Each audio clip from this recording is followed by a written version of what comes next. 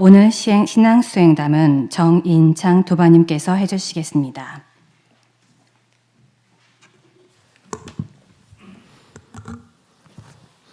반갑습니다. 네, 10단의 정인창입니다. 제가 젊어서 군대 생활할 때 군대 가면은 남자 교도님들은 잘 아시지만 밤 9시가 되면은 그 점검을 하거든요. 점호를. 언제 전쟁이 일어날지라도 싸울 수 있는 준비를 하는 거예요. 그럼 이제 인원 점검을 하거든요. 몇 명이 있는데 뭐 다 있는가. 근데 인원 점검하는 방법을 이렇게 세는 게 아니라 번호를 붙여요. 번호하면 하나, 둘, 셋, 넷 막 이렇게 하거든요. 그래서 제일 마지막 번이 10명이라면 9, 10 이상무 이러거든요. 그러면 10명이 다 있구나 이렇게 생각을 해요. 근데 어느 날 70명이 들어가 있는 내무반에 점검을 했는데 번호 하니까 하나 둘 해가지고 마지막에 69, 70 이상무 하면 되거든요.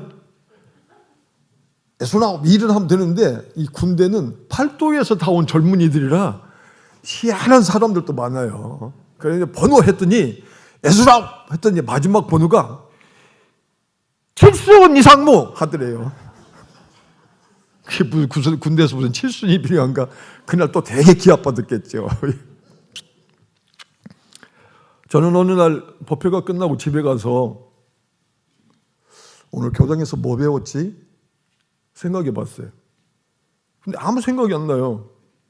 분명히 일상의 수행예법도 암송하고 법어봉독도 하고 교무님 설교도 듣고 그랬는데 아무 생각이 안 나더라고요.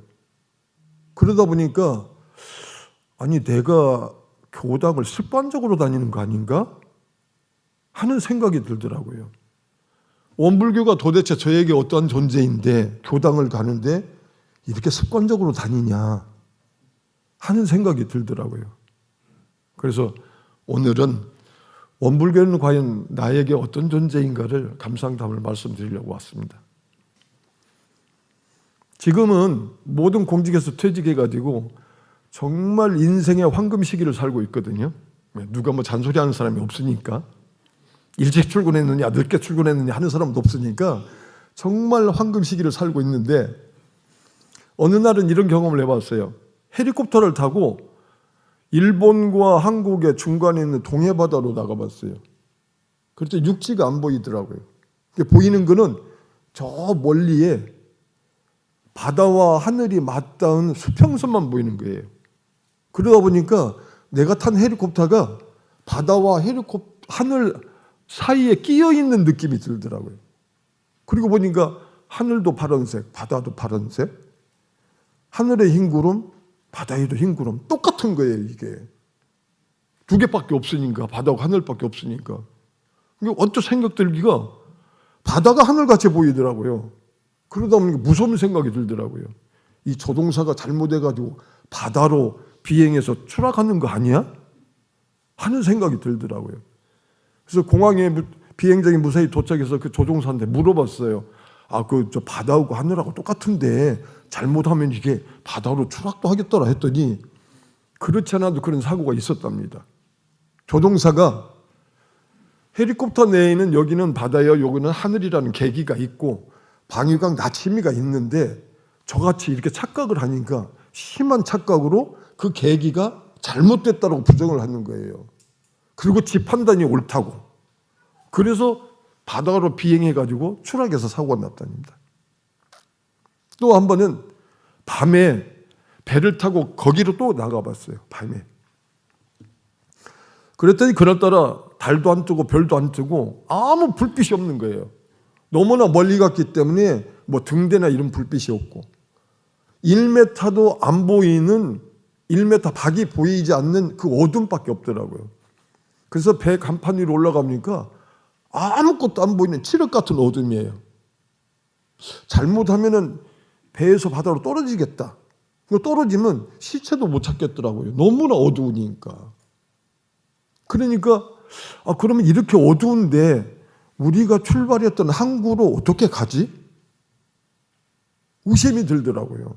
그래서 선장실에 들어갔더니 선장실에는 거기도 계기가 있고 나침이가 있고 하니까 선장이 그 지침대로 그 지시대로 운항을 하니까 우리가 출발했었던 항구로 이상 없이 안전하게 왔었어요. 헬리콥터 조종사는 지멋대로 해서 바다로 떨어졌지만 선장은 그 계기대로 하니까 항구로 이상 없이 오게 되더라고요.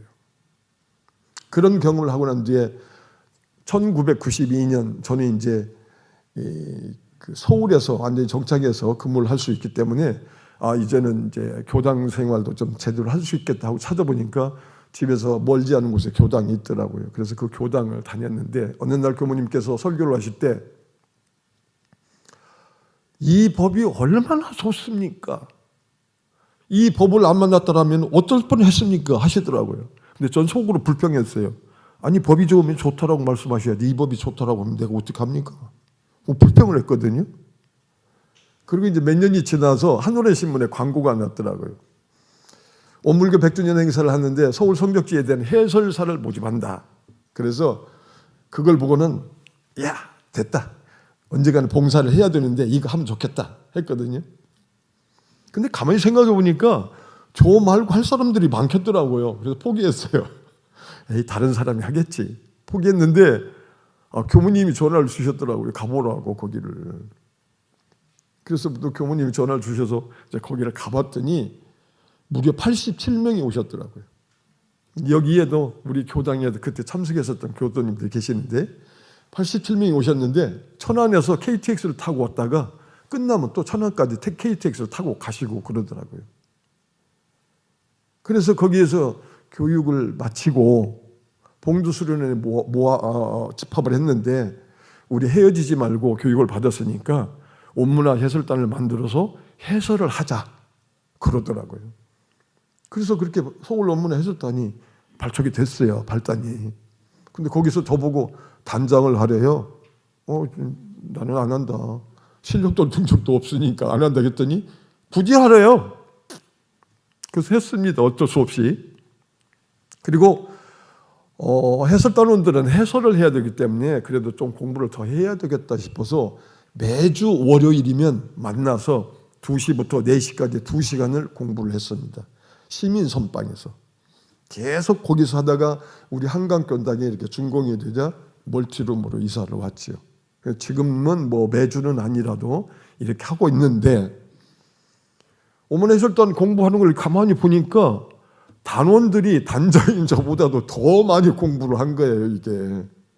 그래서 단장인 체면이 안 되겠다 싶어서 저도 공부를 좀 했거든요. 했더니 이 법이 좋다라는 것을 알게 되더라고요. 공부를 하니까. 대동경 시시품 47장을 보니까 누가 잘생긴 사람, 예쁜 사람을 누가 예쁘게 보지를 못하느냐. 예쁘지 않다고 할지라도 예쁘게 볼 줄 아는 마음이 대자대비의 마음이다라는 본문이 있더라고요. 그래서 저는 그날을 보고 그거 그렇지. 미운 사람도 예쁘게 볼 줄 알아야지 하는 마음으로 본문을 읽었는데 실제 마음에 와서 닿지는 않았어요. 그런데 얼마 후에 잡지를 보니까 이런 기사가 났더라고요. 어떤 장애인이 취업도 안 되고 돈벌이도 안 되니까 길거리에서 구걸을 했답니다. 하루 벌면 2만 원도 벌고 3만 원도 벌고 해서 식사는 사 먹을 수가 있는데 어느 날 식당을 가니까 사장이 못 들어오게 하더래요. 저 구걸하러 온 게 아니라 사 먹으러 왔습니다. 그래도 들어오지 마시라고. 왜? 식사를 하면 반절은 들어가고 반절은 흘린답니다. 근데 손님들이 봤을 때 좀 싫어하실까 봐서 그 사장님이 거부를 하신 거예요. 그래서 이 사람이 어떻게 하나 하다가 어쩔 수 없이 아가씨들이 있는 집에 갔답니다. 아가씨를 한 명 샀답니다. 그때 방으로 안내를 하더래요. 그리고 아가씨가 들어오더래요. 그래서 아가씨에게 부탁을 했답니다. 아가씨, 밥 한 상 주문해도 됩니까? 이거 된다고 하더랍니다. 그래서 밥 한 상을 주문했더니 좀 이따 아가씨가 그걸 들고 왔더래요. 들고 왔는데 또 미안하지만 아가씨 저 밥을 좀 먹여주실 수 있습니까? 그랬대요. 그래서 그러시라고 하면서 아가씨가 밥을 떠서 주더랍니다. 한 숟가락, 두 숟가락 주는데 밥을 한 날도 흘리지 않고 그대로 다 먹을 수가 있더랍니다. 그래서 그 한 숟가락, 두 숟가락 먹으면서 그 아가씨가 너무나 고맙더래요. 아니, 식당에서도 못 들어오고 하는데 이 아가씨는 나에게 밥을 먹여주나 해서 그 아가씨를 보고 아가씨가 정말 천사 같네요 하니까 아가씨 또한 저보고 천사라고요? 몸을 파는 사람이라고 아무도 인간 대우를 해주질 않는데 나보고 저보고 천사라고요? 그러면서 저를 천사로 보는 당신이야말로 천사입니다 하면서 둘이 눈물을 흘리다 보니까 서로 껴안고 울었대요. 펑펑 울었대요. 그리고 둘이 결혼을 해서 잘 산다라고 해요. 그 기사를 읽고 우리 실시품 47장을 다시 보니 정말 이 법이야 좋지 않습니까? 평범한 것 같아도 법이야말로 좋지 않습니까? 대종경 정전이나 대종경을 읽어보면 한글로 되어 있어서 이해는 갑니다. 예, 이쁜 사람 이쁘게 보고 미운 사람 뭐 이쁘게 보는 것도 제자 대비 마음이죠. 하지만 마음에는 안 왔었거든요. 그런데 그 기사를 신뢰를 보니까 마음에 와서 닿고 이 법이 정말 좋다라는 것을 제가 새삼 느꼈거든요.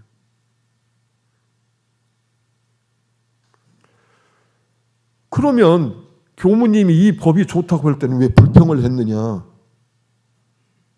통상 그런 말이 있죠. 무식하면 용감하다고. 공부를 안 했으니까 잘 모르고 잘 모르니까 성깔은 있어서 냈다가 불평만 하는 거예요. 이게 공부하고 보면은 그게 다 이해를 할 수 있는 건데 그러면 제가 얼마나 많이 공부를 했느냐? 정말 눈꼽만큼 했거든요. 조금 했어요. 근데 그게 이해가 되더라고요. 그래서 제가 아는 지인에게 좀 연원을 달고 싶어서 이제 나이도 있으니 종교 생활을 하면 어떻겠느냐 하고 물어봤어요. 그랬더니 그 사람 말, 아이고 나는 종교 안 믿어. 나는 나를 믿지 종교 안 믿어.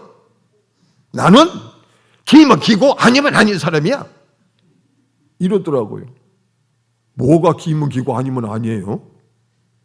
근데 속으로 그 사람을 보니까 불쌍해 보이더라고요. 그리고 욕이 나오더라고요. 야, 이 병신아. 그럼 종교 가진 사람은 다 너보다 못한 사람이냐? 여기 있는 여러분들은 전부 다 그 사람보다 못한 사람입니까? 조금의 차이가, 생각의 차이가 그렇게 변화를, 그 생각을 고정되게 하더라고요. 그 사람도 너무나 못 듣고 생각을 안 했기 때문에, 종교라는 것을 잘 모르기 때문에, 종교가 뭐 맨날 돈만 내더라 이런 생각만 했기 때문에, 모르니까 무식하니까 성깔이 있어서 그따위 소리만 하는 겁니다. 저같이 조금만 공부해도 그게 이해가 되더라고요. 그래서 그래도 참고 그 사람을 설득시켜서 데려와야 되는데 아직도 제가 공부가 적어서 못하겠더라고요. 그래서 그 사람 데리고 오는 것은 포기를 했습니다. 그리고 또 생각드는 게, 그 사람을 보고 생각드는 게, 헬리콥터 조종사가 좋은 계기와 나침이가 있어서, 즉 좋은 법이 있어서 법대로 하면은 이상 없이 공항에 도착할 수 있는데, 비행장에 도착할 수 있는데 지멋대로 생각하니까 바다로 추락을 했거든요. 하지만 칠흑같이 어두운 밤에도 계기에 의해서 법대로 운행을 하니까 그렇게 칠흑같이 어두운 밤바다에서도 배가 무사히 안전하게 좋은 항구로, 자기가 왔던 항구로 돌아올 수 있더란 말입니다. 그 사람은 비종교인이기 때문에 그렇지만 우리 종교인들도 역시 마찬가지로 공부를 해야 좋은 점은 알 거 아니느냐. 물론 여러분들이 공부를 많이 하셔서 잘 아시겠지만 저는 공부를 안 했었거든요. 집교당은 공부를 잘하는 걸로 알았어요.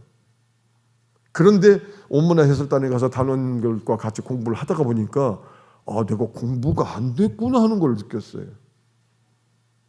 그래서 별도로 하는 운동문화원에서 하는 교육, 또 뭐 봉도 수련원, 기타 다른 데서 이런 걸 참가를 해보니까 공부하는 법을 알겠고 공부하는 방식을 알겠더라고요. 그래서 저는 농담으로 원불교 교도님들도 공교육 받으면 안 되고 사교육을 좀 받아야 된다고 생각합니다. 학원 교육을 받아야 된다. 운동문에서 별도로 하는 교육을 좀 받아야 된다. 맨날 교훈이만 쳐다보고 공부 잘하는 척 하면 안 된다. 이런 생각이 들더라고요. 그러면 이 생각의 폭이 달라지게 되더라 하는 생각을 했습니다. 짧은 경험과 짧은 공부의 지식으로 감상담을 발표한다라는 게 좀 죄송스럽지만 눈꽃만큼 공부해도 이 법이 좋다라는 것을 알게 되더라. 그래서 이 법이 이래 좋으니 이 좋은 법을 공부 안 할 수가 있느냐.